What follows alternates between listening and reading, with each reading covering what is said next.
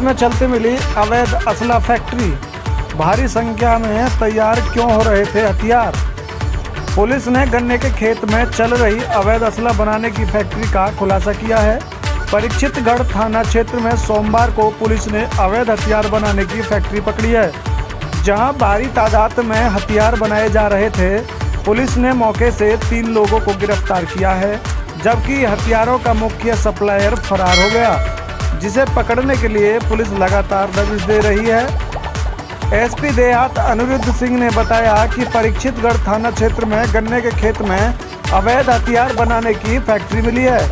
लगभग 15 दिनों से पुलिस को असला फैक्ट्री की सूचना मिल रही थी। सोमवार को थाना पुलिस ने मौके पर जाकर छापा मारा तो अवैध फैक्ट्री चलती मिली, जहां असला तैयार हो रहे थे। पुलिस ने मौके से भूरा खान, मोहम्मद ताहिर को अरेस्ट किया है। तीनों फैक्ट्री के संचालक हैं। तीनों ही सातिर किस्म के अपराधी हैं, जो अवैध हथियार बनाकर सप्लाई करते हैं। भूरा पर 25 मुकदमे, खान मोहम्मद पर 26 मुकदमे, ताहिर पर भी 5 मुकदमे हैं। ये सातिर पहले भी अवैध शस्त्र फैक्ट्री संचालन में जेल जा चुके हैं। पूछताछ में इन लोगों ने बताया कि ये तीनों मिलकर यहाँ फैक्ट्री में अवैध हथियार बनाते हैं। इन हथियारों को जुम्मा, जो खजूरी मेरठ का रहने वाला है, उसके जरिए सप्लाई करते हैं। जुम्मा अवैध हथियारों का मुख्य सप्लायर है। इन तीनों की निशानदेही पर पुलिस जुम्मा को पकड़ने गई, लेकिन पुलिस के पहुंचने से पहले ही जुम्मा फरार हो गया। पुलिस उसे खोज रही है। देखिए इस खबर पर एसपी देहात अनिरुद्ध सिंह। थाना परीक्षितगढ़ पुलिस को एक अभूतपूर्व सफलता मिली है, उल्लेखनीय सफलता मिली है, जिसमें एक गन्ने के खेत में चल रही शस्त्र फैक्ट्री का खुलासा किया गया है। इस 3 व्यक्तियों की गिरफ्तारी की गई है, भूरा, खान मोहम्मद और ताहिर।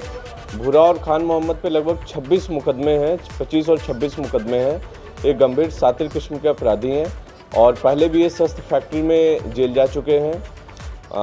इसके अलावा एक अभियुक्त फरार है, जिसका नाम है एक अभियुक्त है जुम्मा, जो कि खजूरी का रहने वाला है, जिसको ये लोग मेन सप्लाई किया करते थे शस्त्र बना करके। तो जैसे ही उसे पता चला, दबिश दी गई उसके घर पे, वो फरार हो गया है। शीघ्र ही उसकी भी गिरफ्तारी की जाएगी। और इस तरीके से इस अवैध शस्त्र फैक्ट्री के द्वारा जो हमें बरामदगी हुई है, लगभग 7 तमंचे जो चालू हालत में हैं वो बरामद किए गए हैं। इसके अलावा कई अर्धनिर्मित हैं और कई बनाने के औजार बरामद हुए हैं।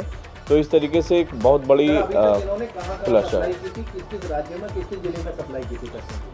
अभी जो इनके पूछताछ से जो हमें पता चला है, इनका जो मेन सप्लायर है वो खजूरी में रहने वाला जुम्मा है, जिसको ये मेन सप्लाई किया करते थे और वो अन्य क्षेत्रों में सप्लाई किया करता था।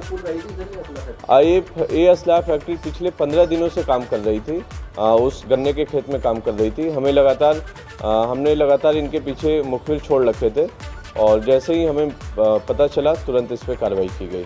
सर, कितने का ये बेचते थे? अभी तो इनके द्वारा इस बात का पूछताछ नहीं किया गया। शीघ्र ही इसमें संबंधित पूछताछ की जाएगी। इनका लंबा आपराधिक इतिहास है। भूरा के ऊपर लगभग 25 मुकदमे हैं। इसके अलावा खान मोहम्मद के ऊपर 26 मुकदमे हैं। ताहिर के ऊपर भी 5-6 मुकदमे हैं। ये सभी शस्त्र फैक्ट्री के ही ज़्यादातर मुकदमे हैं। तो ये शस्त्र फैक्ट्री में ही मतलब शस्त्र निर्माण में ही हमेशा इन्वॉल्व रहते हैं। ये कहना तो सही नहीं होगा कि होली के संदर्भ में ये लगातार इस तरीके का काम करते रहते हैं और इन्होंने अब जीविकोपार्जन का अपना स्रोत ही यही बना लिया है, जो कि गलत है। तो ये लगातार इस तरीके का काम करते हैं। इनमें से बताया जा रहा है कि एक ने बताया कि जिस तरीके से इसका पुश्तैनी काम बताया जा रहा है। हाँ, ये बताया जा रहा है क्योंकि इनका आपराधिक इतिहास जिस तरीके का लंबा आपराधिक इतिहास है, तो ये बार इनको जेल भेजा जाता है और छूट कर आने के बाद फिर से वो वही काम करते हैं। तो कह सकते हैं कि इनका मतलब एक तरीके से अभ्यस्त किस्म के अपराधी हैं।